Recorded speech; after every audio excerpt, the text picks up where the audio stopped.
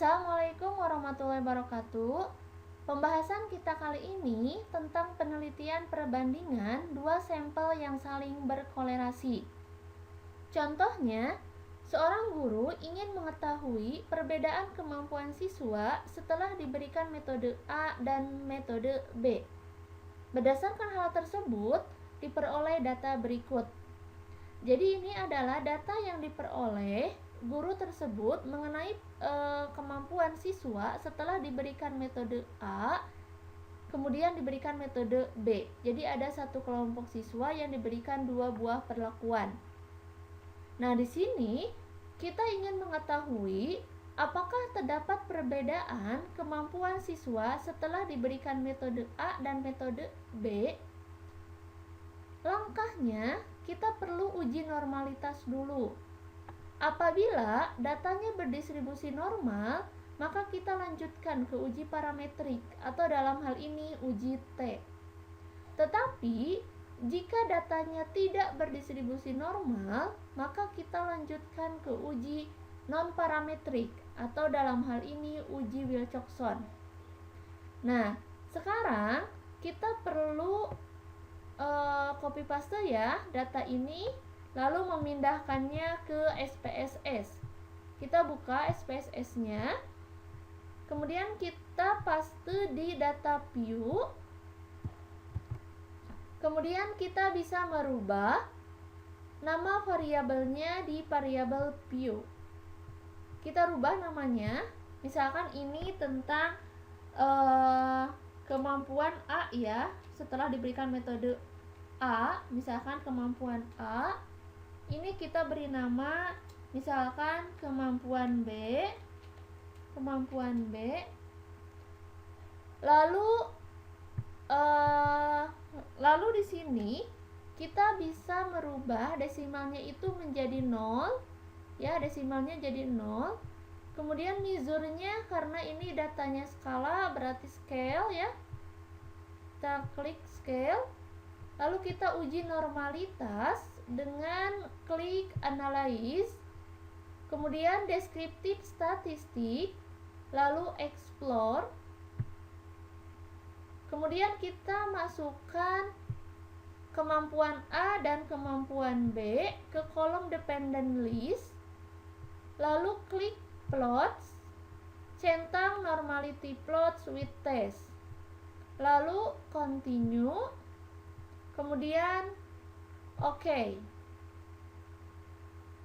Nah, di sini di output sudah ada summary-nya ya. Ini deskriptifnya mengenai minnya berapa, variannya, media, standar deviasi dan sebagainya. Nah, di sini ada tes normality ya.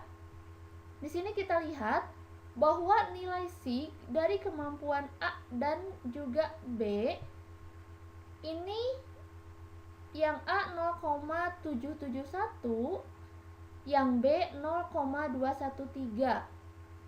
Nah, data berdistribusi normal jika nilai sig-nya itu lebih besar dari alfa.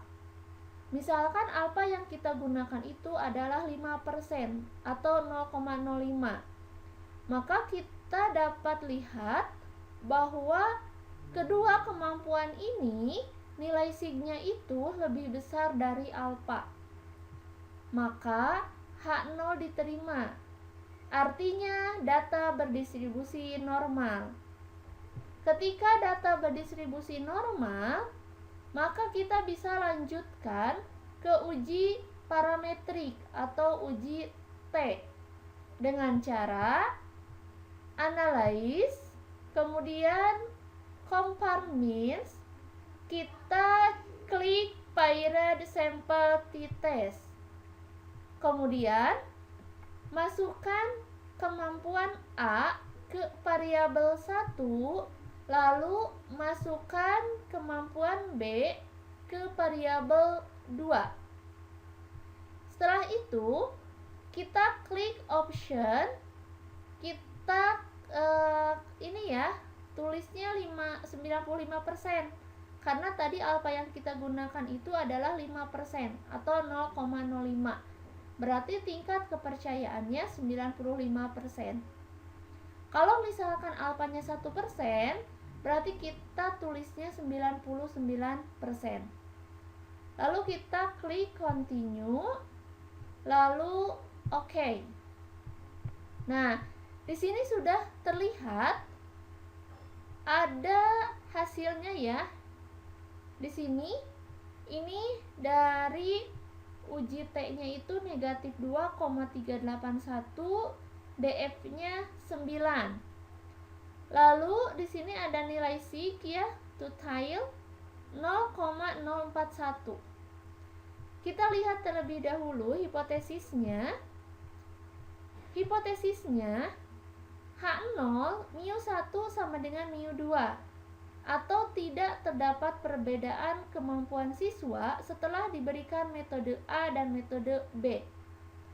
HA-nya μ1 tidak sama dengan μ2, atau terdapat perbedaan kemampuan siswa setelah diberikan metode A dan metode B. Nah, H0 ini akan diterima jika nilai sig-nya lebih besar dari alfa atau lebih besar dari 0,05. Kita lihat di output yang tadi, ini nilai sig-nya itu 0,041, artinya kurang dari 0,05. Karena kurang dari 0,05 atau kurang dari alfa, maka H0 ditolak. Kalau H0 ditolak, berarti HA yang diterima. Maka kesimpulannya adalah ini HA diterima. Terdapat perbedaan kemampuan siswa setelah diberikan metode A dan metode B. Nah, sekarang ini adalah penggunaan uji T ya untuk data yang berdistribusi normal pada penelitian perbandingan dua sampel yang saling berkolerasi. Nah, sekarang bagaimana jika datanya itu tidak berdistribusi normal? Kita lihat contoh yang kedua. Di contoh yang kedua ini, di sini seorang guru ingin membandingkan prestasi belajar siswa yang diberikan metode A dan metode B. Ini data yang diperoleh dari satu kelompok siswa setelah diberikan metode A dan metode B. Seperti sebelumnya, kita uji normalitas dulu data ini. Kita copy paste di SPSS ya. Simpan di data view, misalkan kita simpan di sini. Nah, kita rubah nama variabelnya di variabel view ya. Misalkan ini karena tentang prestasi, misal kita ganti namanya dengan prestasi A, yang ini prestasi B. Kemudian desimalnya kita rubah jadi 0. Kemudian measure-nya scale ya, karena skala. Nah, kita uji normalitas prestasi A dan B dengan klik Analyze, Descriptive Statistic, Explore. Sama kayak tadi. Kita keluarkan ini ya yang tadi. Nah, kita masukkan yang prestasi A dan juga prestasi B ke kolom dependent list. Plots-nya centang normality plots with test, lalu continue, kemudian oke. Nah, ini di output sudah ada hasilnya. Lihat di test of normality. Tadi data berdistribusi normal jika nilai sig-nya itu lebih besar dari alfa atau 0,05 ya yang kita gunakan alfanya. Ternyata di sini untuk prestasi A nilai sig-nya itu 0,007, kurang dari 0,05. Maka data prestasi di metode A tidak berdistribusi normal.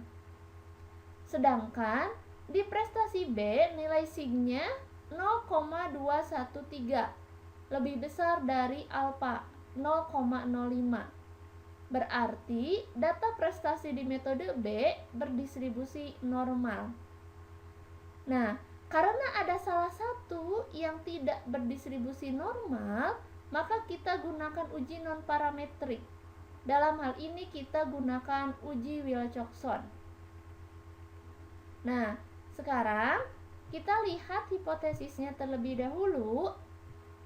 Rumusan hipotesis, H0 tidak terdapat perbedaan prestasi siswa yang diberikan metode A dan metode B, sedangkan HA terdapat perbedaan prestasi siswa yang diberikan metode A dan metode B. Nah, sekarang kita kembali ke SPSS untuk menggunakan uji Wilcoxon. Kita klik Analyze, kemudian Non-Parametric Test, kemudian Legacy Dialogues, lalu Two Related Samples. Nah, kita masukkan yang prestasi A ke variabel 1 dan prestasi B ke variabel 2. Ini centang yang tes tipenya Wilcoxon ya. Ini deskriptifnya, kalau mau dilihat silahkan ya, kalau tidak juga nggak apa-apa. Nah, kita oke. Nah, di sini sudah ada hasilnya untuk Wilcoxon. Di sini signya itu 0,065. H0 diterima jika nilai sig lebih besar dari alfa. Dan di sini ternyata nilai signya itu 0,065, artinya lebih besar dari alfa. Maka H0 diterima. Artinya tidak terdapat perbedaan prestasi siswa yang diberikan metode A dan metode B. Nah, ini adalah penjelasan mengenai penelitian perbandingan dua sampel yang saling berkolerasi dengan menggunakan uji T dan uji Wilcoxon. Mudah-mudahan bisa dipahami. Assalamualaikum warahmatullahi wabarakatuh.